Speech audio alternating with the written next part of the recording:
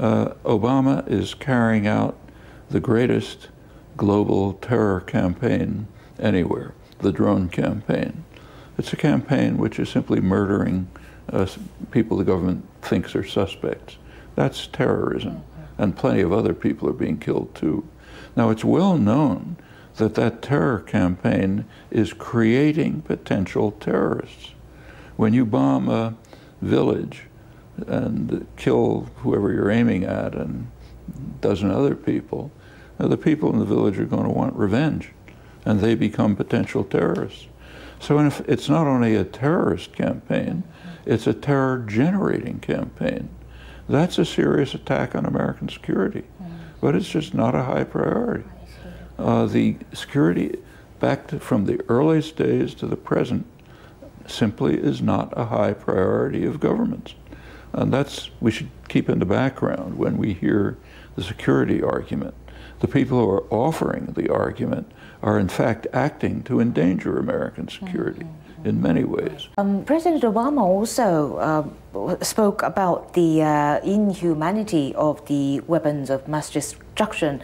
Here I mean the chemical weapons that have been allegedly been used against the people of Syria. But we are reminded of the fact that the US is actually a developer of weapons of mass destruction, including nuclear weapons and chemical weapons. So it doesn't seem like a very coherent argument here. Well, it's a very coherent argument. Coherent argument is, we're the boss, we run the world, and you do what we say. That's the argument. It's very coherent, familiar, and coherent. So, for example, if you look at Obama's statement about the Chemical Weapons Convention, it was very carefully misstated. What he stated is that the Chemical Weapons Convention bars the use of chemical weapons. It doesn't say that. What the convention says, it bars the production, storage, and use of chemical weapons. Now, why did Obama omit production and storage? The reason is very simple. The U.S. ally, Israel, produces and stores chemical weapons. And the Obama administration is not going to let any law apply to them. They have hundreds of nuclear weapons, but the United States has blocked every effort to ban, to turn the region into a nuclear weapons-free zone. It will not permit, this would be a wonderful opportunity right now to impose the Chemical Weapons Convention on the region. But there's not a word proposing that, either from the administration or its critics. That's unspeakable, because that would apply, first of all, to Israel, and would also apply to the United States, which deploys weapons of mass destruction in the region. And therefore, those words are unutterable. I mean, I'm not killed for saying them. It's a free country, but can't be in the newspapers, can't be on television, it can't be in the academic debate. It's beyond the bounds of the secular religion.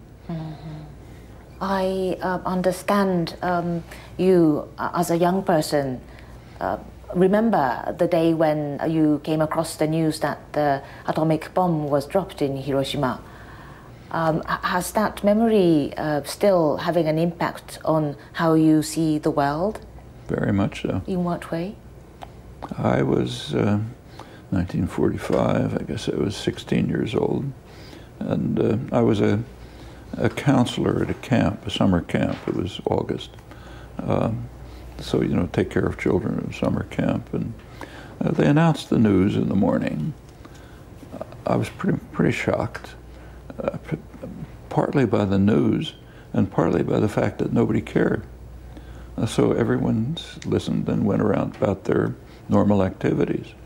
Actually, I just left the camp. I walked off alone into the woods and sat there for a couple hours just thinking about it, and then came back.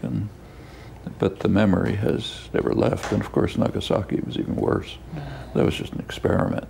Let's see if this other kind of bomb will work. You know.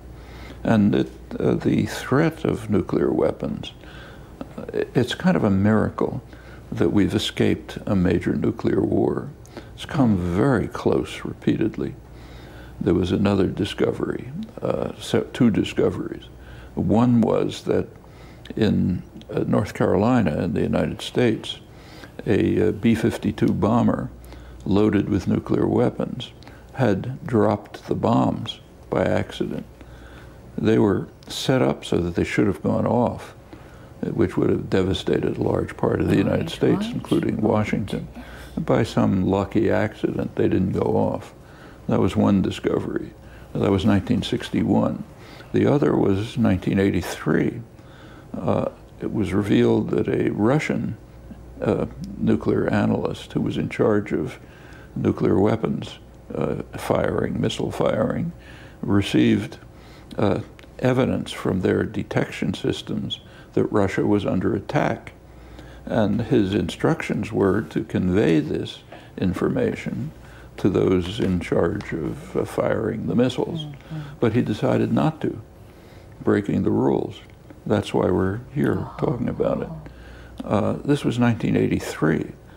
The article did not point out something else, that in the early 1980s, the Reagan administration was testing Russian defenses by simulating attacks on Russia, naval and air attacks, to try to elicit radar or other responses from the Russians. The Russians thought they were under the threat of military attack. They didn't know it was an experiment. Fortunately, they didn't react. And in this particular case, multiply fortunately, a particular individual didn't send on the instructions. That has happened hundreds of times. And the fact that we're here is miraculous, and it's not going to continue. So there are countries like China, or in Southeast Asian countries like Laos or Myanmar perhaps, where the freedom of expression, freedom of press might be harshly oppressed. Absolutely. Would you share a sort of sense of solidarity with those people living in those countries, journalists or citizens, in spite of the restrictions imposed upon them, who are making efforts to exercise their rights and voice their concerns? Sure, we should support them strongly, as has always been done. We should support them in states where they face harsh repression, and we should also support them in countries which are relatively free of repression, like the United States, and for that matter Japan, where the government doesn't have much power to coerce and control, but people conform out of obedience. And the few who don't, they should be supported too. Snowden, Manning, others like them. They are simply refusing to conform to illegitimate authority, and therefore they deserve support. I mean, there are principles of law that go back 800 years, actually, to Magna Carta, basically stating that a person's innocent until proven guilty by a speedy trial and a jury of peers. Now, that's been thrown to the winds. The people who the government doesn't like are either killed or tortured. But we should honor and support those who are willing to carry forward the duty of a citizen to let the population know what your elected representatives are doing. Well, given the track records, which are not necessarily positive, do you still remain optimistic about the state of the world today? Do you still count on the civil society's strength? You know, optimism and pessimism are subjective moods. They don't really matter. And whether you're optimistic or pessimistic, you have exactly the same tasks ahead. If you decide to be pessimistic and say there's no hope, the consequence is that you're helping the worst to happen.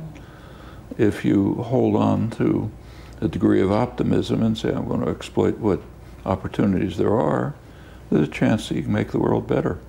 So that's not a serious choice. I see. But you impress upon me that you must have remained optimistic throughout the years. Otherwise, you would not have stayed in this country to engage in the activities that you have been engaged in? Well, first of all, I stay in this country partly because it's just my country. But there are objective reasons. There are many good things about American society. It's a very free country, more than any that I know. I don't know of any other country where the freedom of speech and press is protected to the degree it is in the United States. Regrettably, there's an enormous amount of voluntary conformity, but it's voluntary.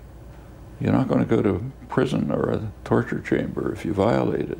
People purposely, consciously conform and obey, journalists, academics, others. That's reprehensible, I think. But the country is substantially free. A lot of freedom's been won over the years. Incidentally, this freedom does not go back to the Bill of Rights and the Constitution.